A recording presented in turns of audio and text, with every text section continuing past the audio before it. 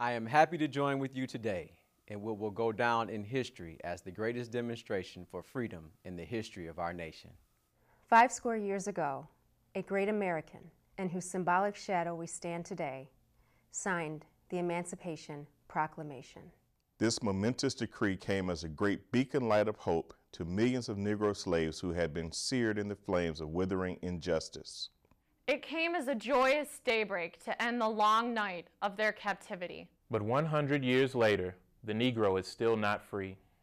100 years later, the life of the Negro is still sadly crippled by the manacles of segregation and the chains of discrimination.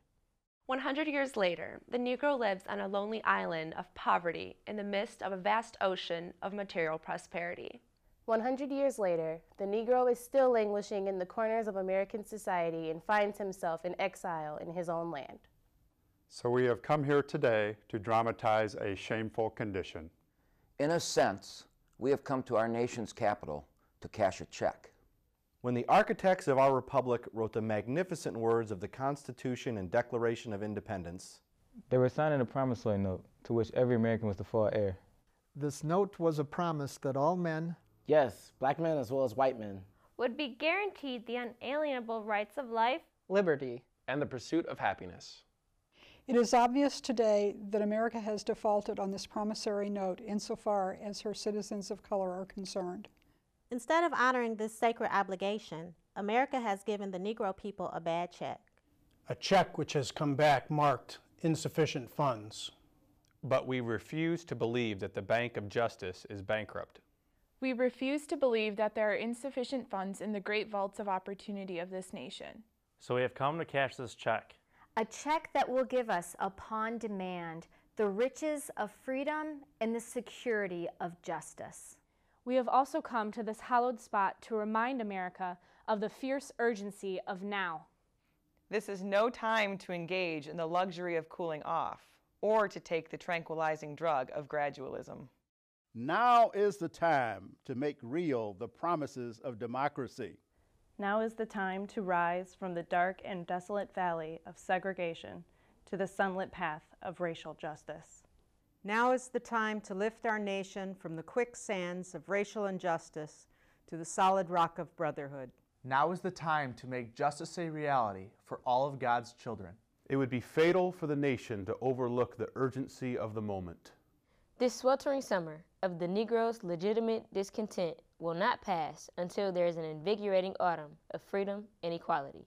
1963 is not an end, but a beginning. Those who hope that the Negro needed to blow off steam and will now be content will have a rude awakening if the nation returns to business as usual. There will be neither rest nor tranquility in America until the Negro is granted his citizenship rights. The whirlwinds of revolt will continue to shake the foundations of our nation until the bright day of justice emerges.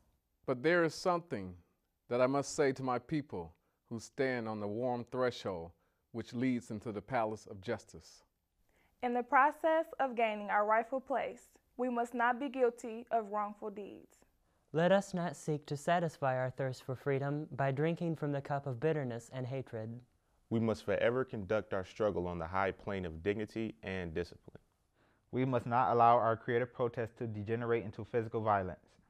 Again and again, we must rise to the majestic heights of meeting physical force with soul force. The marvelous new militancy which has engulfed the Negro community must not lead to a distrust of all white people. For many of our white brothers, as evidenced by their presence here today, have come to realize that their destiny is tied up with our destiny. They have come to realize that their freedom is inextricably bound to our freedom.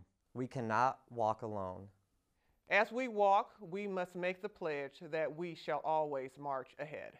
We cannot turn back. There are those who are asking the devotees of civil rights, when will you be satisfied? We can never be satisfied as long as the Negro is the victim of the unspeakable horrors of police brutality. We can never be satisfied as long as our bodies, heavy with the fatigue of travel, cannot gain lodging in the motels of the highways and the hotels of the cities. We cannot be satisfied as long as the Negro's basic mobility is from a smaller ghetto to a larger one. We can never be satisfied as long as our children are stripped of their selfhood and robbed of their dignity by sign stating, "For whites only." We cannot be satisfied as long as a Negro in Mississippi cannot vote and a Negro in New York believes he has nothing for which to vote. No, we are not satisfied, and we will not be satisfied until justice rolls down like waters and righteousness like a mighty stream. I am not unmindful that some of you have come here out of great trials and tribulations. Some of you have come fresh from narrow jail cells. Some of you have come from areas where your quest for freedom left you battered by the storms of persecution and staggered by the winds of police brutality. You have been the veterans of creative suffering. Continue to work with the faith that unearned suffering is redemptive. Go back to Mississippi. Go back to Alabama. Go back to South Carolina. Go back to Georgia. Go back to Louisiana. Go back to the slums and ghettos of our northern cities. Knowing that somehow the situation can and will be changed. Let us not wallow in the valley of despair. I say to you today, my friends, so even though we face the difficulties of today and tomorrow, I still have a dream. It is a dream deeply rooted in the American dream. I have a dream that one day this nation will rise up and live out the true meaning of its creed. We hold these truths to be self-evident. That all men are created equal. I have a dream that one day on the red hills of Georgia, the sons of former slaves and the sons of former slave owners will be able to sit down together at the table of brotherhood. I have a dream that one day even the state of Mississippi, a state sweltering with the heat of injustice, sweltering with the heat of oppression, will be transformed into an oasis of freedom and justice. I have a dream that my 4 little children will one day live in a nation where they will not be judged by the color of their skin, but by the content of their character. I have a dream today. I have a dream that one day down in Alabama, with its vicious racists and its governor having his lips dripping with the words of interposition and nullification. One day, right there in Alabama, little black boys and black girls will be able to join hands with little white boys and white girls as sisters and brothers. I have a dream today. I have a dream that one day every valley shall be exalted. Every hill and mountain shall be made low. The rough places will be made plain. And the crooked places will be made straight. And the glory of the Lord shall be revealed. And all flesh shall see it together. This is our hope. This is the faith that I go back to the South with. With this faith, we will be able to hew out of the mountain of despair a stone of hope. With this faith, we will be able to transform the jangling discords of our nation into a beautiful symphony of brotherhood. With this faith, we will be able to work together, to pray together, to struggle together, to go to jail together, to stand up for freedom together, knowing that we will be free one day. This will be the day when all of God's children will be able to sing with a new meaning. My country, 'tis of thee, sweet land of liberty, of thee I sing. Land where my fathers died. Land of the pilgrim's pride. From every mountainside, let freedom ring. And if America is to be a great nation, this must become true. So let freedom ring from the prodigious hilltops of New Hampshire. Let freedom ring from the mighty mountains of New York.